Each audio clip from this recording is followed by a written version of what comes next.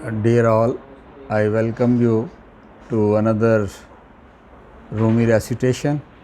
Today we are going to study the next verses in the first chapter of the Masnavi, next two verses. I will, as I discussed in my previous recitation, that I will recite the verses first and then translate them, free translation, free rendering into English, followed by a small commentary, followed by a small reflection on those verses. Now I will first recite the verses. Har khase ku dur mand az wasle khesh, har khase ku dur mand az wasle khesh, baz juyad روزگار وصل خویش من به هر جمیع نالان شدم جفت خوشحالان و بدحالان شدم. Mevlana says that when someone is separated from his place of origin, what he strives for is that he or she is trying to get back to that place. When one is separated from his place of origin, then after that separation, he is trying to get back to that place of origin. Bauz Juyat, Ruz Gaure Vaslekhesh tries to find out his place of origin.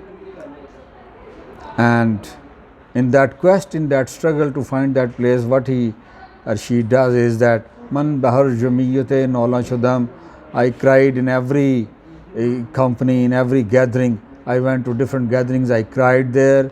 Jufte Khushala wa Badhala Shudam, I lived with the good people and with the bad people, and I cried in their company. That tell me what is my place of origin, from where I have come.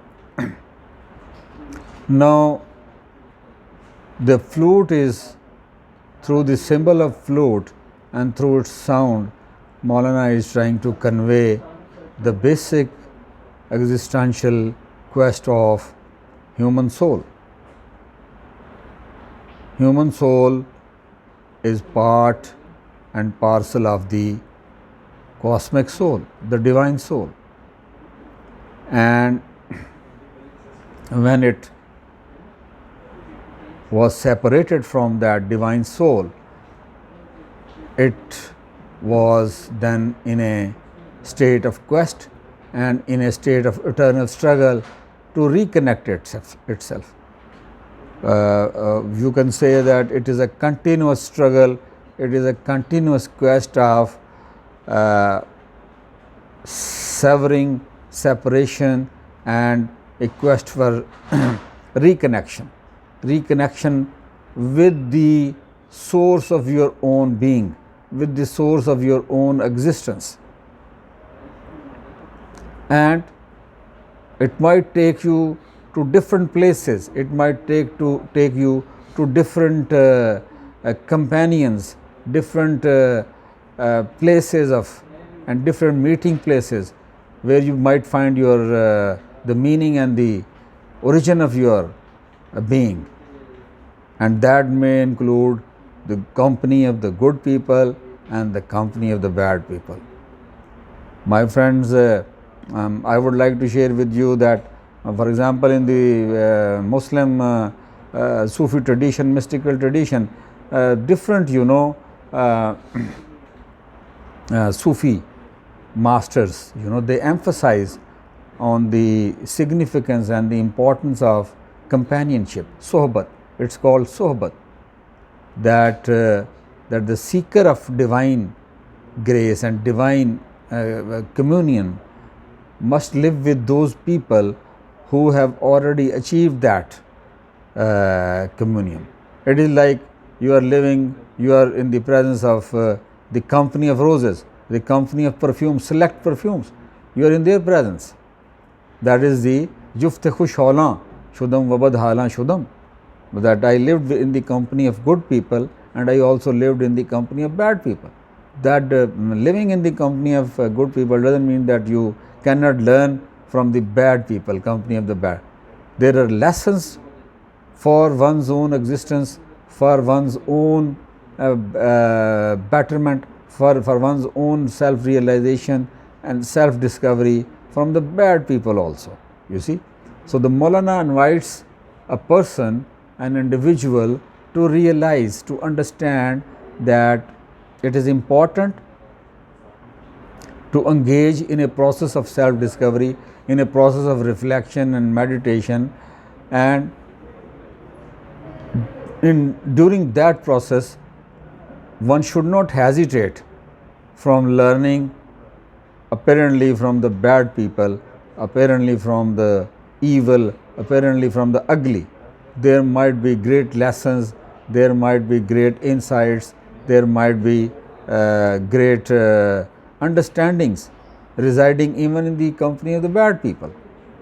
So, the great Maulana Jalaluddin Rumi inspires us that like the sound of the flute, like the flute, we should become neutral, we should become immune to the appearances, apparent contradictions. Well, this is good, this is bad, this is good, this is evil, this is right, this is wrong, this is true, this is false. Rise above the dichotomy and the binary classification of good and evil and try to find out the crux of the root of the truth, absolute reality.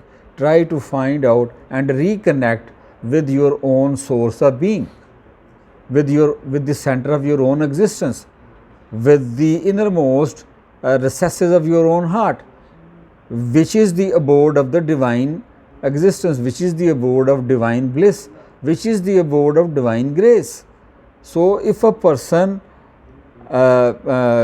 reconnects himself or herself with the center of his own existence, which is nothing but the divine soul, which is nothing but the divine cosmic presence, which is nothing but the absolute reality.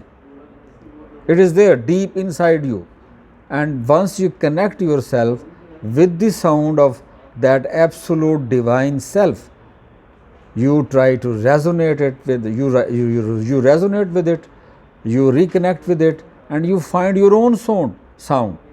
You find your own sound, you find your own soul, you find your own identity, you find your own reality, and you find the meaning of your own existence and being.